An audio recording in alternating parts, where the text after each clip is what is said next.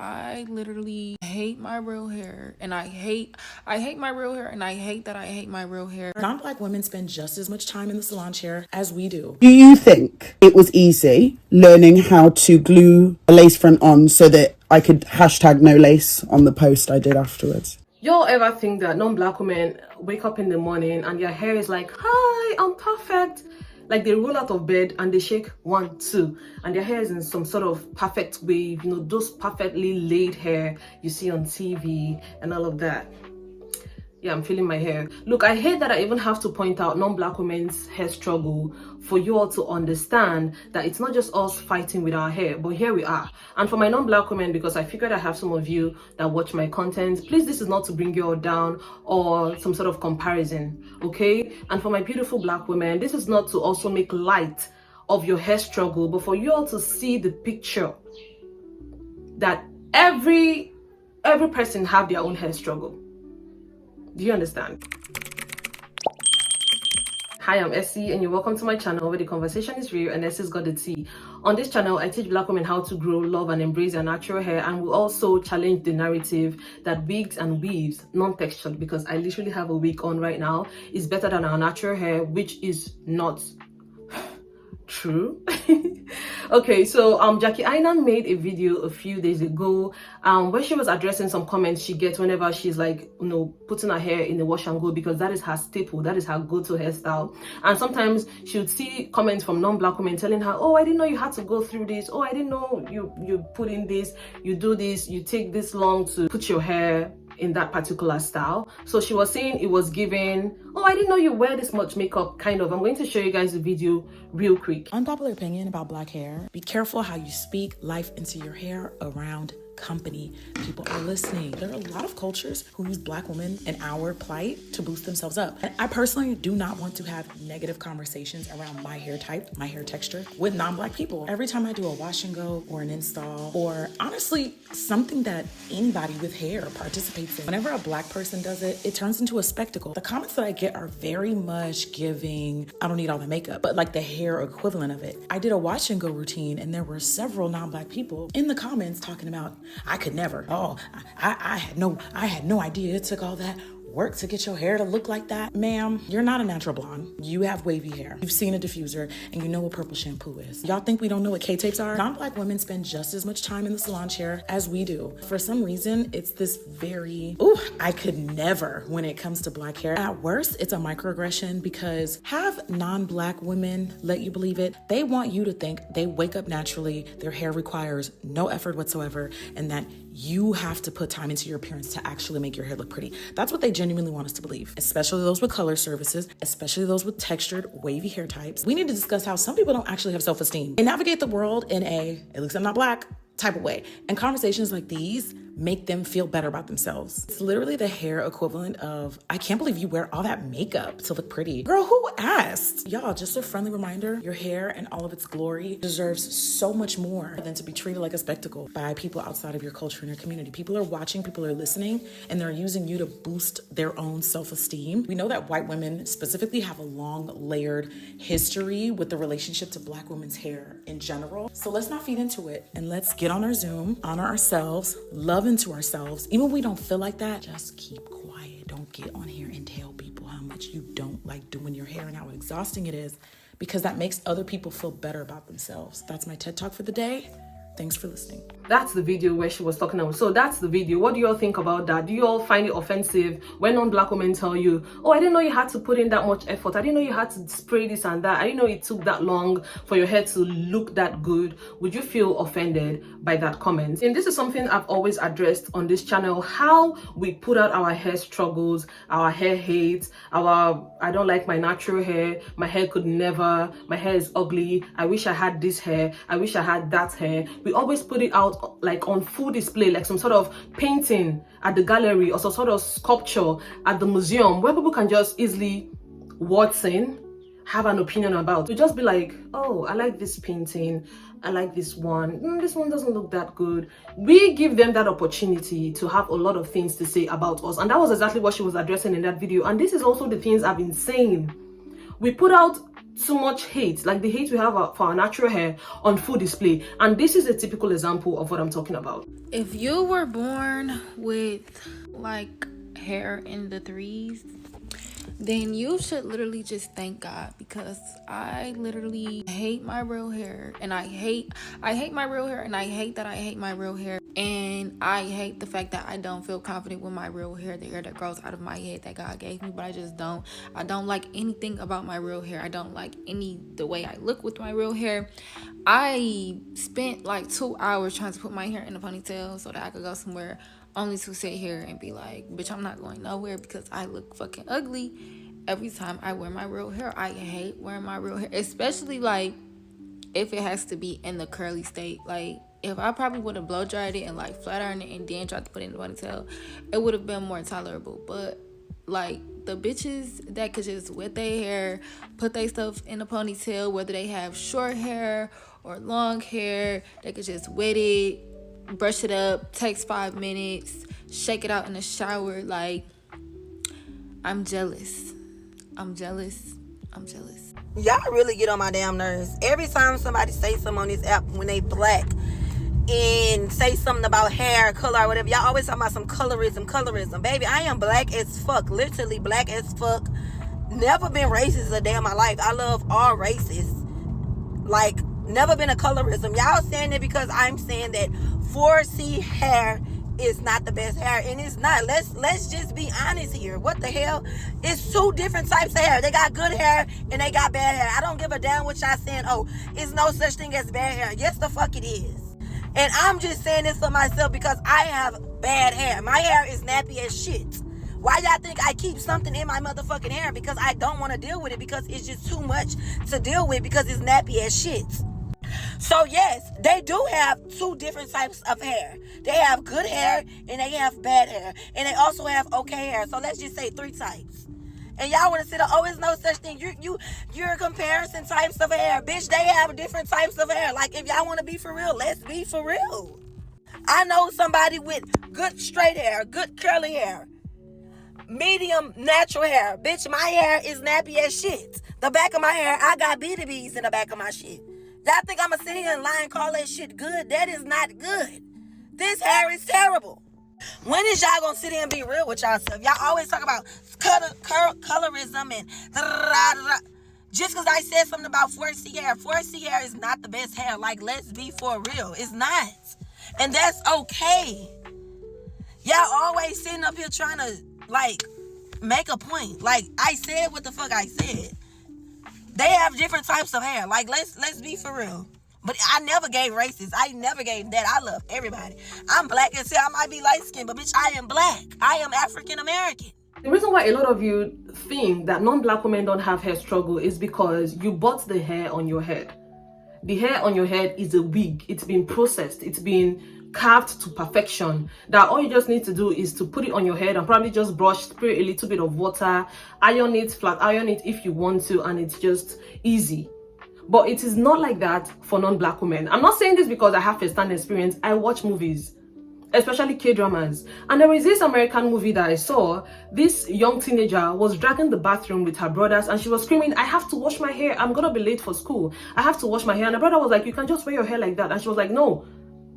Her brother told her, you washed your hair yesterday. She said yes, that she was going to wash her hair. Her hair felt too weighed down and it was greasy.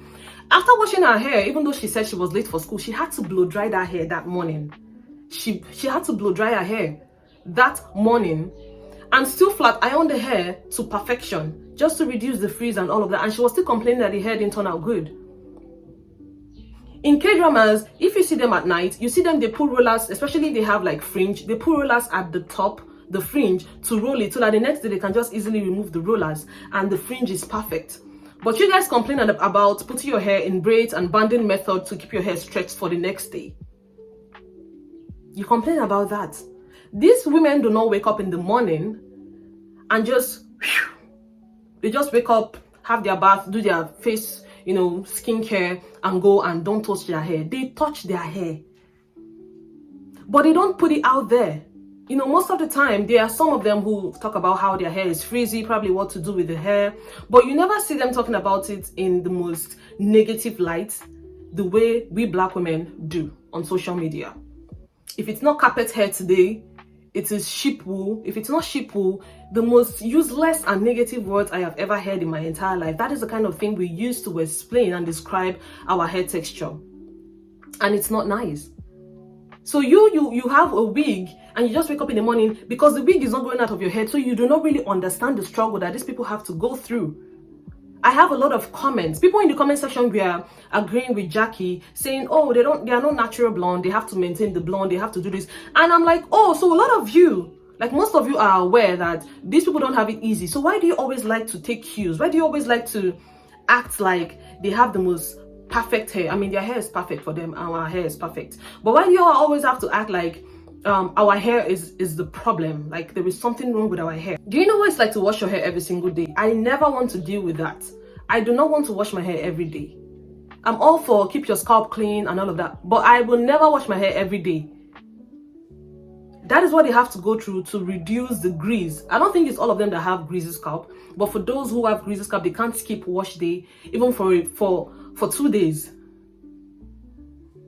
But you wear a wig, you just bought 3D HD and you put it on your head. You wake up and you put it on your head and you brush it and you think that's just how it is. And now all of a sudden you wish you have their hair. You put their hair, like their hair is like some sort of synonym to easy to manage. While our hair equates hard to manage, it's just too much, high maintenance and all of that. But that is not true.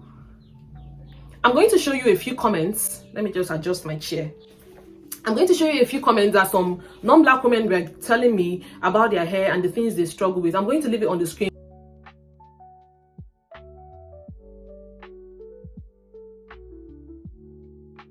I'm not trying to compare our hair to non-black people's hair because that would be very disingenuous for me to do. I've said this many times that our hair is very different. When you all come here and say, oh, this and that, oh, that and that, it is different. Understand that natural hair needs some extra care, extra love and attention because we have like thousands, did I just say thousands? That would be a stretch, but let me just say we have hundreds of coils on the hair. You don't just expect to start brushing like some sort of non-black woman in the morning when you wake up. You take your brush and you brush down. You brush down like you're brushing through a field of grass. You just don't do that in the morning. The reason ours look like it takes a lot of time is because you have to section your hair. Put your hair in section to comb through to avoid breakage. Because if you don't, you just start brushing your hair like you're brushing through a type 1 hair, you're going to experience serious breakage. And that is why a lot of people still struggle with length retention, because some of you still do not understand that our hair needs patience. Now, I feel like the patience is what you guys describe as time consuming. Because if you want to, you can just comb your hair anyhow you like. That's going to be very easy. But the time you use in sectioning, spraying each section, finger combing each section and then combing each section, it's going to be very time consuming compared to someone who just have straight hair. So the difference is the coil pattern. This is why you should never ever yes, don't you ever compare your hair with a non-black person's hair. You have your struggle of probably having to section your hair every time, and they have the struggle of having to wash their hair every day. You are late for work already, probably you woke up late that day. You have to go and wash your scalp, because if you don't wash it, people will think that you're dirty. After washing it, you now have to blow dry for the hair to be dry, because you're not about to do wash and wear when you take your hair to work. You're not just going to wash your hair and wear it to work when it's wet. You have to blow dry it. You wait for your hair to be dry. That's your definition of easy. It's easy because you just buy a wig and you put the wig on your head. You don't understand. So when I see people who compare our hair to non-black people's hair and saying your hair is very easy, no, it's not. But the difference is the moment you understand how to care for your hair, it gets easier. Now, to address a girl who said it took her 2 hours to put her hair in a ponytail, 2 hours. 2 hours? Hell no. Does that sound American? But it took you 2 hours to put your hair in a ponytail. It means you don't know anything about your hair. Like, that is a cue. That is the cue that you don't know anything about your hair. If it took you 2 hours to put your hair in ordinary, if it's that hair I'm seeing, ordinary puffle, it's taking you 2 hours. Now, either you're just reaching. or you don't know anything about your hair. This is also going to take me to the part where we are not patient enough for our hair. You remember the analogy that I used to make about you sitting down for hours watching tutorials on how to learn how to install a lace front. You are patient enough to sit down, watch a 10 minutes, 20 minutes video on how to install a lace front. But you are not patient when it comes to your hair. You don't extend that much grace when it comes to your hair.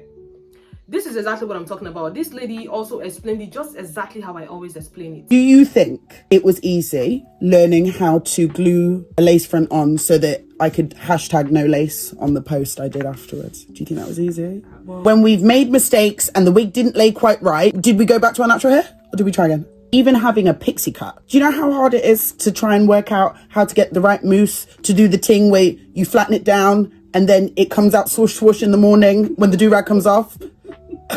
It takes time. Why are we more than happy to invest hundreds, sometimes thousands on certain styles, spend hours into the night on YouTube looking at this tutorial, that tutorial to get it right, and when we get it wrong, go back and practice again and again and again? But when it comes to our afro hair, it's too much work. Where's that energy with our afros? Where is that energy? It's okay, I'll wait, because I don't know. We don't give our hair as much grace as we think we are giving to it. You try once and you stop. But your lace front, you try today. It's not giving real. Like, I can still see your lace being lifted up. It's not giving real. You try again the next day to perfect it. You try again and again and again and again. But you never, ever give your hair the same grace. You try once. Oh no, I can't do. Natural hair is hard to manage. Natural hair is hard to this. My hair could never do this and that. Just once, so even if it's twice, just twice though. Now your hair could never. Oh, come on.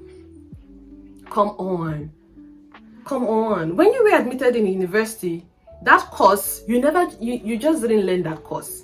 You had to study, you had to attend class, you had to, do some, personal revision at home. You have to read, you have to study, go through the words, everything before you start grabbing what that particular course is about. You just didn't open it. I know some people are very intelligent. Maybe you might understand it immediately, but for some it's not like that. You just don't open it and like you see the word and you're like, oh, I know it, I know that. You have to study. I didn't study during my time anyway, but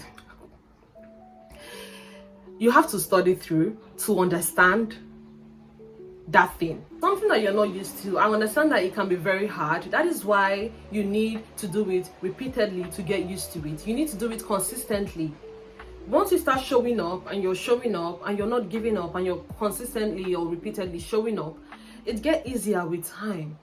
So for those who are still struggling with loving their natural hair, please do not be hard on yourself. Practice exposure therapy. You think you hate your hair, show up for like 3 months consistently with your natural hair, and I promise you get used to it. The reason is a lot of you are not used to your natural hair. You are not. That is why it's just so hard. That is why you struggle with it. That is why it's just like high maintenance and all of that. It's not. Natural hair takes time, but natural hair is never hard to manage. That is one thing I've understood. Till now, I don't enjoy wash day, but I wash my hair anyway. It's raining. This is the reason why I haven't filmed in a long time, because it's been raining. Guys, that is it for today's video. Kindly share your thoughts about this whole thing in the comment section. I would love to hear from you, and also give this video a thumbs up if you enjoyed it. Keep it respectful as always, and I'm going to see you in my next video. Bye bye.